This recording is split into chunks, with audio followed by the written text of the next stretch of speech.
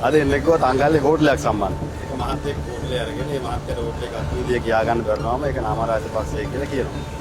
ඉතින් මේ ආණ්ඩුව යහපාලන ආණ්ඩුව කාලේ එදා හිටපු ජනාධිපතිවරයාත් මැතිවරණ වේදිකාවල මේ රටේ බොහෝ හෝටල් මගේ එක්ක දුබයි මාකට් එක මගේ එක්ක වැලිගම එක මගේ එක්ක දිගටම හෝටල් නාම රාජපක්ෂය කියලා කිව්වා. ඉතින් ඒ වෙලාවේ තුෂ්ණ මර්ධන කමිටුවේ දැන් ඉන්න ආණ්ඩුවයි තමයි. ඉතින් ඒ අය තමන් එදා කියපු බොරුවට තමන් අද ගොතපු බොරුවට නීති අනුකූල භාවයක් දෙන්න උත්සාහ කරනවා. ඉතින් අපිට එන්නේ කොහොමද අපි ඇවිල්ලා පරීක්ෂණ කටයුතු වලට සහයෝගය දෙනවා. අද වෙලා තියෙන්නේ නම් එක මහත්තයෙක්ගේ මහත්තයාගේ හෝටලේ යාගෙන නෙවෙයි දැන් ඒක මගේ වෙලා. ඉතින් මම කිව්වා ඒ හෝටලේ මගේ නම්. මේ මහත්තයා කොළඹ ගෙදරත් මගේ නම්.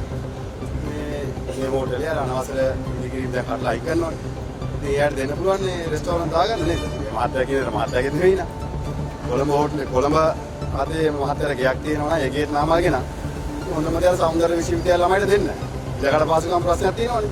ඉතින් මේ තනිකර බොරුව මේ රටේ ජනතාවගේ මුදල් නාස්ති කරලා එක් ආණ්ඩුවේ අවශ්‍යතාවය ඉටු කරගන්න අද මේ ආයතන පාවිච්චි කරනවා. ඒක දැන් දිගින් දිගට හැමදාම මොකට හරි ගෙන්නනවා. මොකද්ද දැන් ඒක සම්බන්ධව කියන්නේ? කිසිම දෙයක් කියන්න දෙයක් නැහැ. ඉන්නකෙන හැම පාරම අපි වෙනවා. මොකද අපි කිව්වනේ අපි වැරදි කරලා නැහැ. ආණ්ඩුව උත්සාහ කරනවා නම් බොරු සාක්ෂි හදලා අධිකරණයට බලපෑම් කරන්න උත්සාහ කරනවා නම් ආණ්ඩුව දැන් අද පාර්ලිමේන්තුව ගත්තාත් ඒ පාර්ලිමේන්තුව ඇතුලේ ප්‍රධාන මාතෘකාව තමයි අධිකරණ වෙන බලපෑම සම්බන්ධ.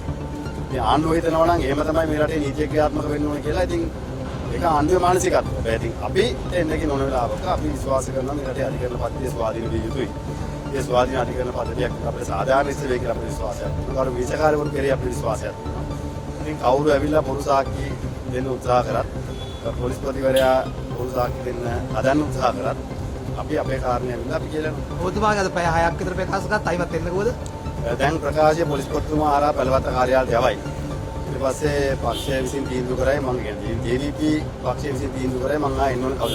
ඒ කියන්නේ මේ පරිගැනීමක් කියලා හිතන්නේ ඇත්තටම තවදුරටත් කියලා වැඩක් නැහැ. කියලා වැඩක් නැහැ. ඒ හින්දා අපි බලවත් කාර්යාලයෙන් දැනුම් දුන්නාම මට දැනුම් දෙයි එන්න කියලා. ඒක මම එන්නම්. ඒ කියන්නේ ආමල් රාජපක්ෂගේ දැන් සෙනග එනෝනේ රැස්වීම වලට වැඩි වෙලා බය වෙලාද? ඒක ආණ්ඩුවේ ආණ්ඩුවෙන් අහන්න ඕන. මොකද ආණ්ඩුව කලබල වීමක් නම් පේනවා. ආණ්ඩුව හොඳටම කලබල වෙලා. ඉතින් ඉස්සොමත් කලබල වෙනවනේ. ඉතින් අපි ආණ්ඩුවට කියන්නේ ඔය කලබල වීමම පාවිච්චි කරන්න මේ රටේ ජනතාවගේ ප්‍රශ්න විසඳන්න.